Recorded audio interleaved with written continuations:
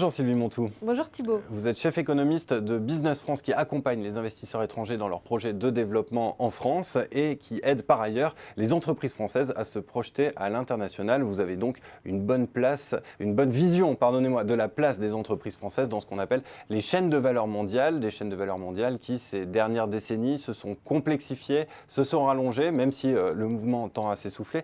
Alors première question, cet allongement et cette complexification des chaînes de valeur mondiales, quelles conséquences est-ce qu'elles ont eues pour les entreprises françaises?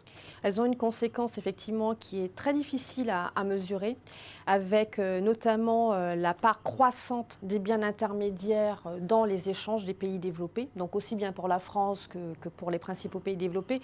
Pour la France, la part des biens intermédiaires dans les exportations est de l'ordre de 48%, c'est le même taux en Allemagne.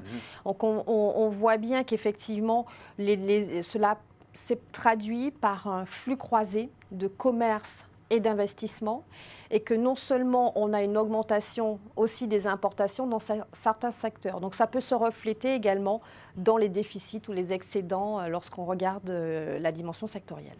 Est-ce qu'on peut dire qu'il est globalement positif pour une entreprise d'être fortement engagée dans ces chaînes de valeur mondiales? Oui, tout à fait. Alors, il y a de nombreuses études empiriques et économétriques, et notamment une étude récente de la Banque de France qui a été réalisée par Raphaël César, qui démontre que les secteurs qui sont le plus engagés dans les chaînes de valeur sont également celles qui exportent le plus. Il établit, il obtient une estimation qui est que pour l'ensemble, que le secteur le plus engagé en France, dans la chaîne de valeur mondiale, dans la division internationale du travail, va connaître un taux moyen à l'exportation qui est 6 fois supérieur au secteur le moins engagé. Il y a d'autres études aussi, je pense à celle de l'OCDE, qui disent que c'est particulièrement intéressant pour les PME. Oui, tout à fait. L'OCDE insiste beaucoup sur l'opportunité que représente l'intégration dans les chaînes de valeur pour les TPE et les PME. Plusieurs raisons sont avancées. La première, c'est le fait que l'intégration dans la chaîne de valeur mondiale permet à ces entreprises d'accroître ces opportunités, de stabiliser également les commandes internationales. La deuxième principale raison, c'est le fait que intégrer la chaîne de valeur leur permet d'intégrer également des processus de production qui sont plus performants et donc qui vont inciter l'innovation et qui vont permettre à ces entreprises d'accroître leur productivité. Et enfin, ces entreprises ne sont plus obligées d'intégrer la chaîne de valeur dans son intégralité. Elles vont pouvoir se spécialiser dans des niches en produisant un service ou bien un composant spécifique en fonction de leur avantage comparatif. Et donc ça permet aux PME et aux TPE de profiter, de bénéficier de leur réactivité, de leur souplesse. Alors en France, on a beaucoup de PME et TPE, mais le tissu économique français se caractérise par le poids considérable des multinationales. Alors un mot sur les multinationales, quel est leur rôle et leur place dans ces chaînes de valeur mondiales ?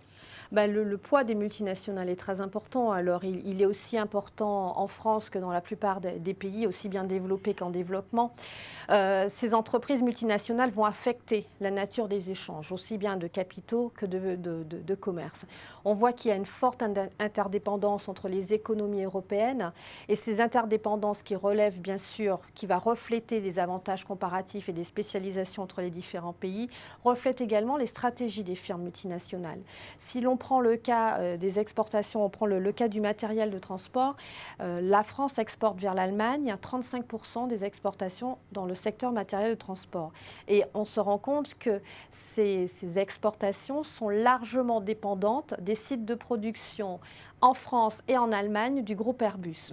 Dans le cas des investissements, par exemple, l'Allemagne est également le premier investisseur dans le secteur de l'automobile, est à l'origine de 45% de ces investissements.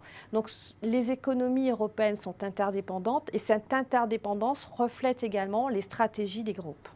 Eh bien, merci beaucoup Sylvie Montou pour cet éclairage et ces quelques chiffres qui montrent effectivement bien cette interdépendance des économies européennes. Merci. Merci Thibault.